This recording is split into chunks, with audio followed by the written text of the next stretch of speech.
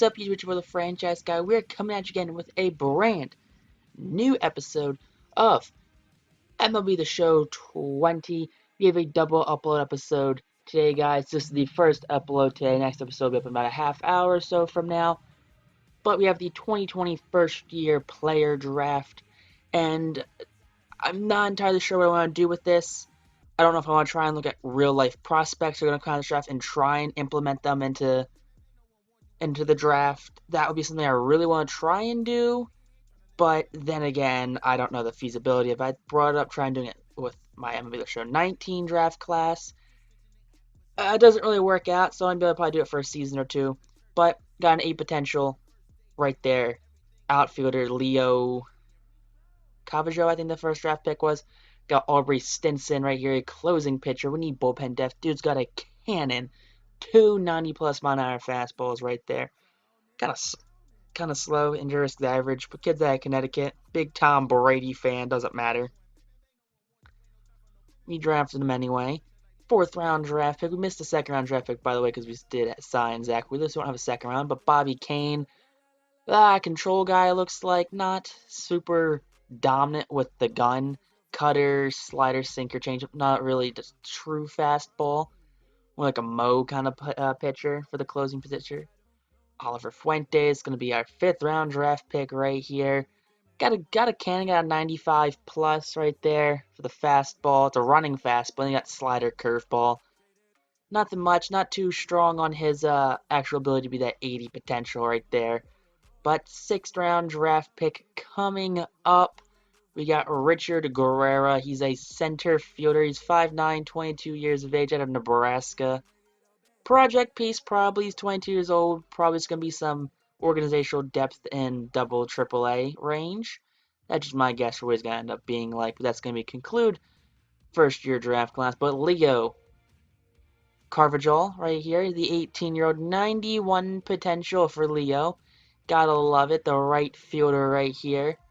Again, like I said, I might try and do something with I put in real life draft picks who are supposed to go out this year, but and I tried to base it off of what positions were drafted by who. But then again, it's also a very big commitment because you gotta go through every team.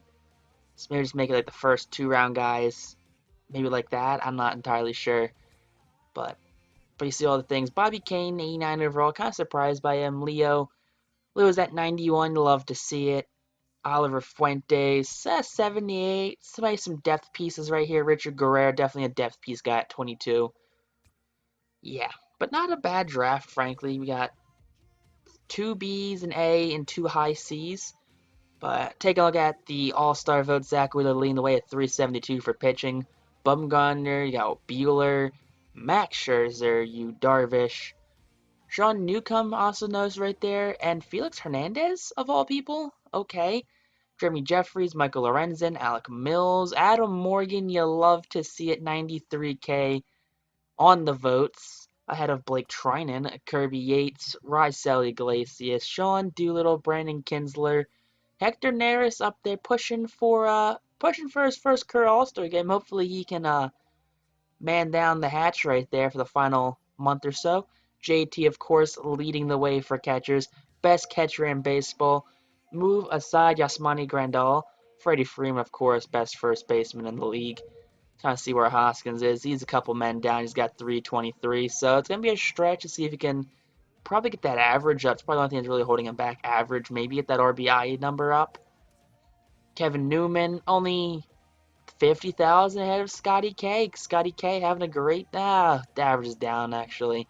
Offensively, he's fine. Just average is not where it should be. Looking at third baseman, there's do we have anyone there? There's Mean Gene, the hit machine. He's doing okay, I guess. He's behind Arenado. I'm surprised Arenado isn't doing better.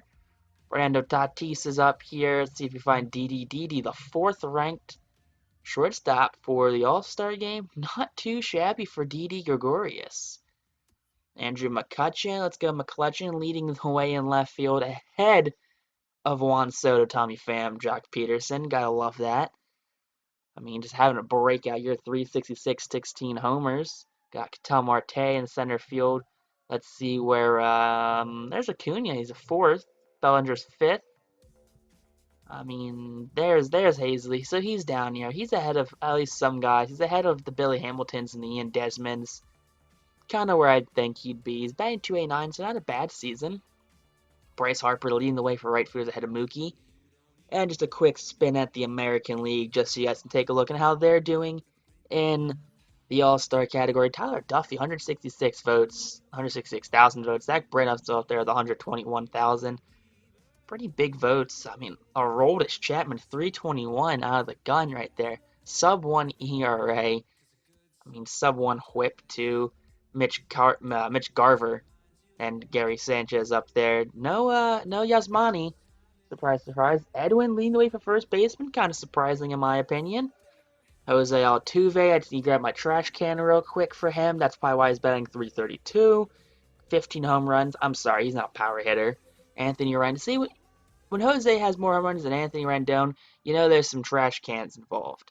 Marcus Semien, who's a super underrated shortstop, leading the way ahead of Xander Bogaerts. And Frankie Lindor, surprised he's not doing better. Teoscar Hernandez is doing better than not only Jordan Alvarez, but JD Martinez and Giancarlo Stanton. Mike Trout, of course, the best player in baseball right there, is leading the way for center fielders. Gotta love that. And Mitch Haniger doing pretty well, actually. I'm not even surprised. Mitch Haniger's having a bounce back year. But here's a look at everyone, how their seasons are doing. I mean, like I've already touched on these before. Like these guys are doing great. 269, 20 home runs, 261, 16 for JT. Hoskins, 18, 247. I mean, gotta get the average up to like the 260 mark and be doing great. Didi's got 9 and batting 260, 28 RBIs, doing pretty good in my opinion. Gene Segura has got 8 homers, batting 281 down in the lineup. Jay Bruce has 6 homers, batting 250. Okay, not the worst. Scotty K having a great season offensively. 12 homers, 37 RBIs. Average needs to come up though from 246. And Hazley, the surprise average at 289 with 5 homers. Walker's got 3 home runs, is batting 333. Alright, Neil, you gotta love to see that. Roman Quinn's got 2 at-bats and 2 home runs. Alright, Roman Quinn with their 47-40 power. I love to see that. Yairo Munoz batting 218. Expected him to do better. And Devi Grulan is batting 217. Starters, Nolo's 4 and 4 with a 3.28 ERA. I mean, just not getting any offensive support, it looks like, on his side of the ball. What's a more classic Nolo story? Wheeler, 7 and 2 with a 1.75 ERA. Absolutely dominating here in Philadelphia. Jameson Taillon, 4 and 3, 4.39 ERA, so he's kind of just muttered around. 4 and 3 for the 4.10 for Ranger Suarez. Not really what you expected. Vince Velasquez in the rotation for a little bit because we do have an injury to Eflin and Pivetta, but 5.90 ERA, not doing great.